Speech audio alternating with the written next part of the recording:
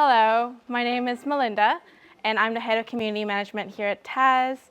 But before we get into it, I just wanted to say how cool it is to see so many people in this room, all brought together essentially by a shared interest in marketing. So yeah, big kudos to you, Chanel, and your team for pulling together this community of marketers. And essentially creating an environment for us to just grow and build on each other. And yeah, I guess if you want to know a little bit about me, I came here around 6 years ago from Malaysia by myself, not really knowing anybody, and if I'm being completely honest, not a lot about this country. But I came here for university, and when that wrapped up, I thought to myself, wouldn't it be cool to see if I could make it here in this industry and in this country? And I guess the fact that I'm standing here in front of you guys today is an answer for that for me.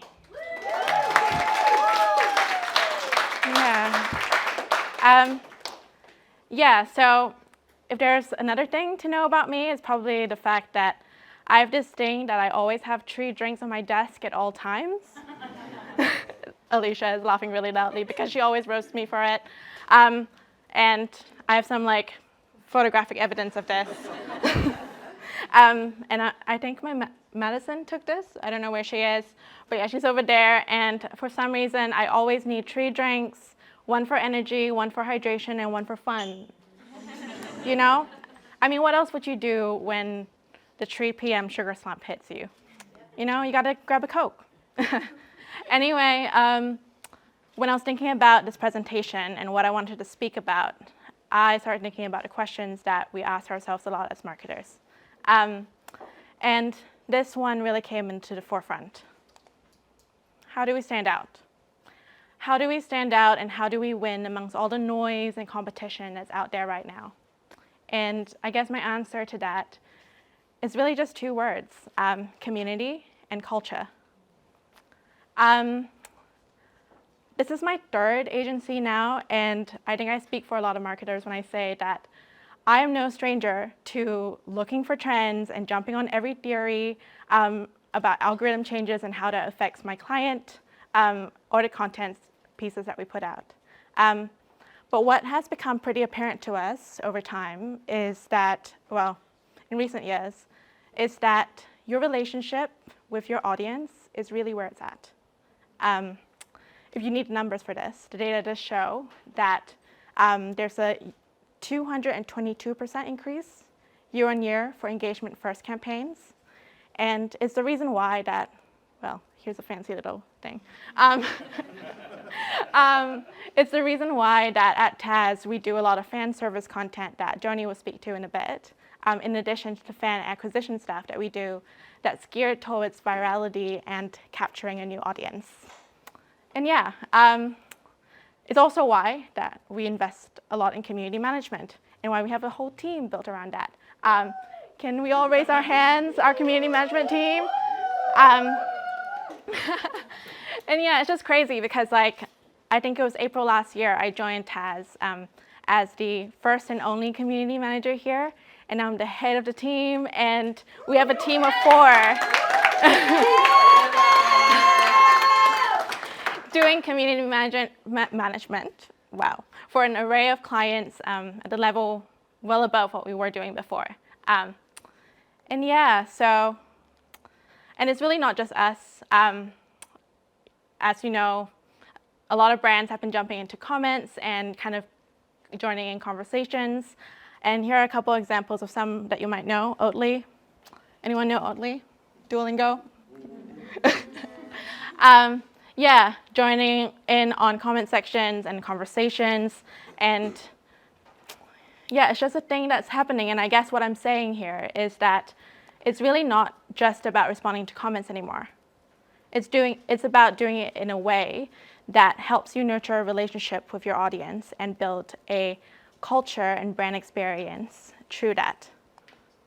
And I guess an example that we can pull here, aside from Taz, Sophie is laughing over there because she was the main talent for this, is the work that we've done with 1NZ. in and around the launch, we helped them launch the brand. Daniel's the account manager over there. She's like pumping her hands. We noticed two main conversational themes. People dissing the logo, and there was a specific comment about how the logo was designed by kindergarten children. And on the other end, there was people having an argument among themselves as to whether they were like OG or bandwagon Warrior fans. So what we did was that we took two of those different conversations and had a little bit of fun with it. And if you can see, I mean, the bottom left corner of each screenshot I have here, they're really blurry, I'm sorry. It did really well, and it paid off for us quite a bit. And yeah, I think what we did was that moving from that, we just made sure that where it made sense, we created more space and conversations and spaces for conversations between 1NZ customers and Warrior fans to kind of engage with each other, interact with each other, and celebrate them. And this helped them celebrate 1NZ as a brand as well. If you can see, can everyone see? Yeah, it's all right, cool. And of course, in addition to that, we made sure to stick to the tone of voice that they had and that we were representing them in a way that felt authentic to them as a brand. And we just wanted to make sure that in the way that we were approaching the comments kind of aligned with how they felt as a brand. And all that together added up to some pretty cool results over time. I have another really fun little thing here, if it works.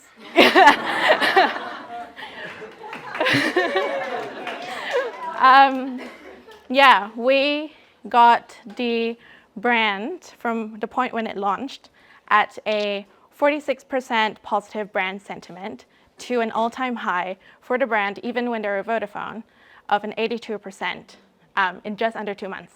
Yeah. And yeah, that's crazy. And I think we're sitting at 90% right now, which is pretty fucking cool, if I say so myself. And I guess if you don't want to take my word for that, there was also a meta brand lift study done on this that showed a 4.1 uptick in brand affinity. And that's a huge success, by the way, considering the fact that the telecom norm is 0.9. So yeah,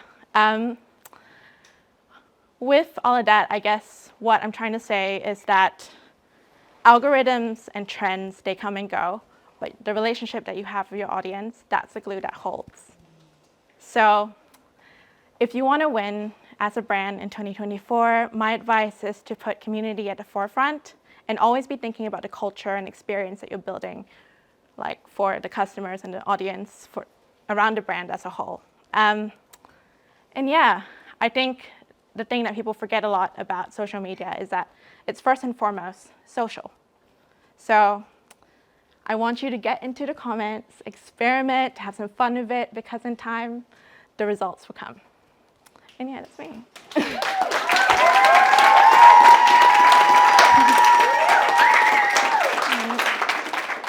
I don't have a question slides, but anyone have any questions? If you were a brand trying to identify who your community is, what would you say the best way to go about that is? It would depend. Would it be a established brand or a just starting out? Startup. I think we had a conversation recently as an internal brand team, and I think the best way is really just to ask people what they want to see, and because you never know unless you ask, and that's the most authentic way, to not assume what people want from you, and rather have that conversation with them, let them be part of that co-creation process, and just let them, be a part of your brand. How do you define, when you're doing community management, where the limit of humor is, right? Yeah. Sort of risk. Sometimes it's embedded within the company culture, but other times people try to do it wrong. Yeah. How do you set that limit? Yeah. I mean, for us, the key that we've found is open communication. So what we have with taking 1NZ as an example, we have a really close relationship with their brand lead, Kim. And we also have a live chat going on in Teams. So it's always going to be like an open communication between us. And before we do anything drastic, we typically ask her, be like, how do you feel about this? And my team, I mean, Maddie's in the 1NZ team over there. She's also really good at like gauging whether to like go for something or not. And over time, I feel like as you work with a brand, you know where the line is. And it's just about open communication, really. Do you define guidelines or something like that? Because Yeah. at some point, you're running the community and you cannot, if you're responding to someone and you want to be relevant, you want to do it quick, you cannot be asking for permission every time, right? Yeah. So Yeah. is that how defining those limits? Or? We do this thing, Dania and I actually did it with 1NZ and pretty much all the brands that we do. We have this tone of voice exercise that we've built kind of internally within our team. And that's one way of doing it. But in terms of like customer facing side, we set processes in place to make sure, and safeguards in place to make sure that nothing too crazy happens. Yeah, and it still boils down really to the communication piece. With every client is different. And they have different ways that they prefer to communicate and different structures in place for them as well. So it's just about being flexible and agile and working with that. Yeah.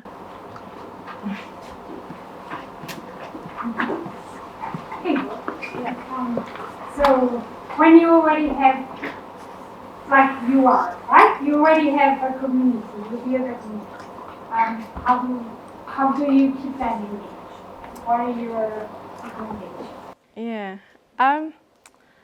I don't know if community, like just commenting is the one fix. I think we as a team, like me, Maddie, Vanessa, and Brooke, who's not here today, but we're in the platform amongst the community, and what we do is that we feed whatever things we see and any changes that we see to our team, and they create whatever magic they do, and it hits the platform, and yeah, and that's typically how it all goes. It's like an ecosystem of us just all building on each other. It's not just one moving piece, it's the whole thing. It's a whole machine that just kind of powers it.